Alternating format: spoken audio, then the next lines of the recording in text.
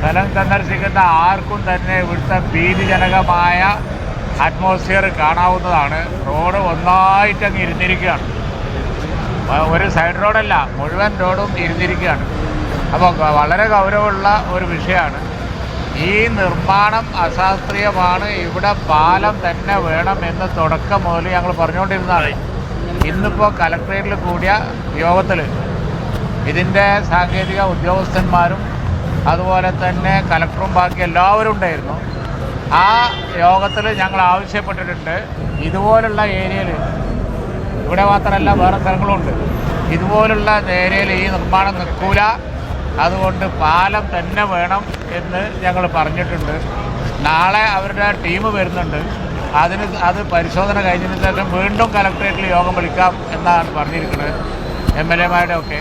പിന്നെ ഗവൺമെൻറ്റുമായിട്ടും ഈ കാര്യങ്ങൾ ഞങ്ങൾ സംസാരിക്കുന്നുണ്ട്. ഈ 3 വാഹനങ്ങൾ ഈ അപകടത്തിൽപ്പെട്ടിരുന്നു. കഴിഞ്ഞ ദിവസം പരിക്ക് പറ്റിയ ആളുകൾ കഷ്ടിച്ച് രക്ഷപ്പെട്ട ആരാണെന്ന് ചോദ്യം. അല്ല, അതെ, കഷ്ടിച്ച് രക്ഷപ്പെട്ടതാണ്. ഇനി ജീവൻ നഷ്ടപ്പെടുന്ന സ്ഥിതി വരും. ഗൗരവമുള്ള വിഷയമാണ്. ഇത് ഉത്തരവാദിത്തം അധികൃതർക്കായിരിക്കും എന്ന് ഞങ്ങൾ വാണിംഗ് കൊടുത്തിട്ടുണ്ട്. ഇതങ്ങനെ പിന്നെ അവഗണിച്ചു പോകാൻ പറ്റുന്ന പ്രശ്നമല്ല.